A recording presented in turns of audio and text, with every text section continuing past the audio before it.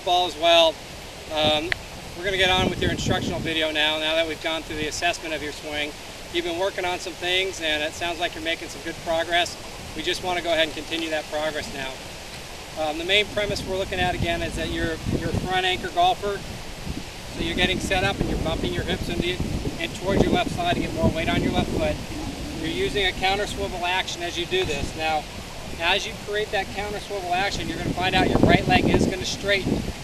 If it straightens so much that it feels like it's locked, you need to just have a little bit more knee bend at address. If you have a little bit more knee bend at address and you counter swivel, as the leg straightens, it'll still maintain some flex in it.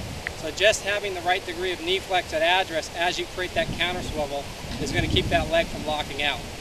However, keep in mind with your style of swing, that leg can straighten as much as it wants as long as it doesn't lock out, and that may just be something you need to get used to. Your next question was, as you're creating this counter swivel action and you're loading the ground force under your left foot, is there a way for you to keep your spine angle from tilting too far forward or getting too vertical?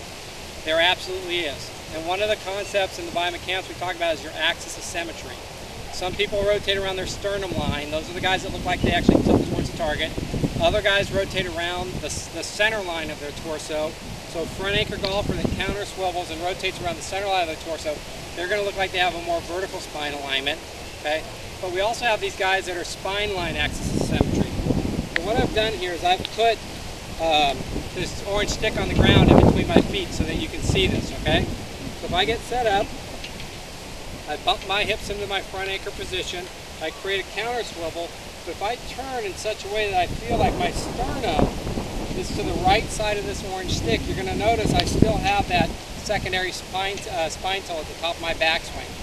So what I want you to get a sense of, and you can do this with the club across your shoulders or whatever you want, bump your hips into your front side, create the counter swivel, but just make sure you have the feeling that your sternum is to the right side of this orange stick. You can go ahead and put one on the ground. You can play some shots as you do this as well. So you can go ahead, get set up. Okay, I've got the stick again between my feet. I'm going to step in, left anchor, bump forward. Rehearse a couple counter swivels where I feel my sternum going back behind the stick. So counter swivel, sternum back. Go ahead and play the shot. So you're going to notice if you do this at the top of the backswing, you're definitely going to have the secondary tilt that you started with. You're going to have it at the top of the backswing and in your transition as well.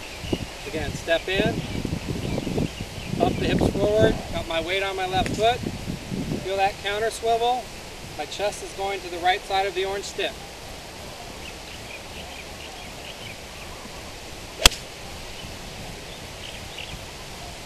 And now a lot of people say if you do that, if your sternum goes that far back and you keep that secondary tilt, that club's going to ground behind the ball. If you notice the contact on those last two shots, they were both ball first and then the ground. So if that axis of symmetry remains constant, that club's going to ground back where it started. Okay, another drill that you can do that'll help you get the feeling of this is what I call the preset hip drill. So you're going to go ahead, step in left foot first again, then right, then left, bump your hips forward. From here, I want you to go ahead and turn your right hip back as far as you can while keeping your arms, hands, and shoulder in their address position. Now, from this pause position, since you've got a lot of turn and you've opened up the slot to create depth in your golf swing, all you have to do is focus on where that chest is turning to the top of the backswing. Make sure you maintain that secondary tilt. So here we go.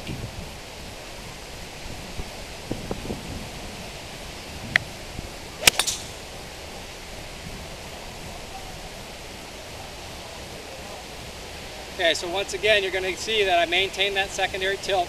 And again, the contact was ball first then the ground. So by getting my sternum behind the orange line, that in no way changed the bottom of my arc. All I made sure is that I maintained the right axis or the same axis of symmetry throughout my swing. I agree that if your axis of symmetry changes and you move off the ball, that will make it hard to get back to the ball. But if you've created this secondary tilt at address and all you've done is rotated around it and rotated back to it, that club is going to want to ground at the same point it started. Okay? So I recommend you use that preset hip drill as well. It's going to help you create depth in your swing. It's going to help you make sure that your counter swivel action is good, and also it's going to help you be aware of how to get that chest, that sternum in a position that allows you to maintain your secondary tilt.